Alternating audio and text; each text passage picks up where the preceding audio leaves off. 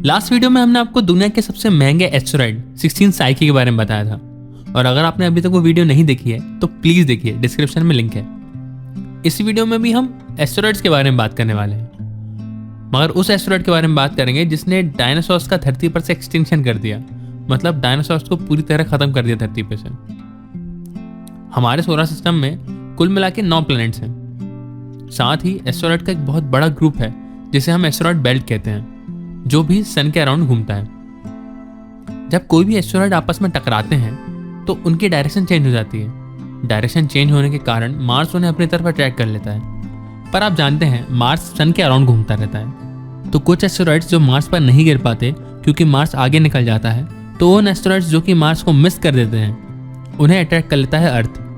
तो लगभग ऐसा रोज होता है, अर्थ पर रोज एस्टेरॉइड्स गिरते हैं। पर अर्थ पर हमारी सेफ्टी के लिए एटमॉस्फेयर है।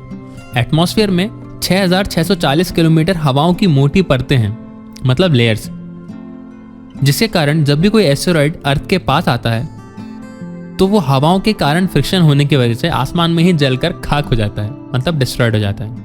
आपने कभी न कभी टूटते तारों को जरूर देखा होगा और विश भी मांगी होगी। नहीं।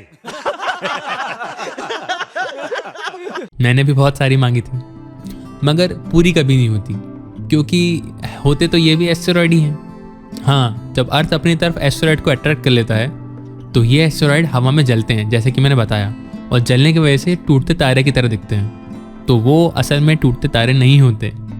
पर कुछ एस्टेरॉइड्स जिनका साइज बहुत बड़ा होता है वो एटमॉस्फेयर में आते हैं, जलते हैं, मगर पूरी तरह ख़त्म नहीं हो पाते और अर्थ पर गिर जाते हैं फाइनली। और ऐसे एस्टेरॉइड्स को हम कहते हैं मेटियोरॉइड्स।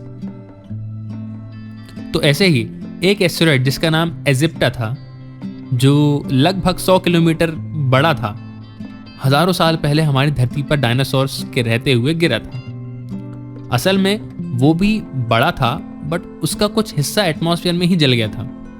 ये एस्टेरॉइड मेक्सिको के पास गिरा था, जिससे गिरने के कारण बहुत बड़ा धमाका हुआ, जो कि लगभग 20 हाइड्रोजन बॉम्ब के बराबर था। जैसे ही धरती पर गिरा तो धरती पर जो भी पत्थर, मिट्टी, प्लांट्स, जो भी कुछ था, वो सब हवा में उछल गए। और जब वो वापस गिरे तो फ्रिक्शन के कारण टेम्परेचर इतना ज़्यादा बढ़ गया कि हवा में उड़ने वाले डायनासोर्स हवा में ही जलकर मर गए। पर ये तो बस ट्रेलर था। इस एस्टेरॉइड के गिरने के कारण पृथ्वी की दूसरी तरफ 10 मैग्नीट्यूड का अर्थक्वेक आया, जो कि अब तक का सबसे बड़ा अर्थक्वेक था। इतना मैग्नीट्यूड का अर्थक्वेक इससे पहले कभी नहीं देखा गया। इस अर्थक्वेक के कारण बहुत सारे डायनासोर्स वहीं जमीन में दब के मर गए। यह एस्टेरॉइड समुद्र के पास गिरा था, जिसके कारण बहुत बड़ी सुनामी आई, जिसके कारण बहुत सारे जानवर डूब के मर गए। और फिर प्रकृति देती है नहले पे दहला। जितने भी ज्वालामुखी, मतलब वोल्केनो, जो धरती के नीचे थे, वो सारे फट पड़ते हैं। धरती का टेम्परेचर बहुत ज़्यादा बढ़ जाता है, जिसकी वजह से बच्चे कुछ जानवर भी मर जाते हैं। और बचते हैं तो सिर्फ वो जो कि बहुत छोटे होते हैं साइज में, और वो अपने बिल में जाके रहने लगते हैं। ये चूहे जैसे जीव, इन्हें ही हमारा असली में पूर्वज माना जाता है। इनके बाद ही इवोल्यूशन हुआ, जिसकी वजह से बाकी सारे जानवर बने।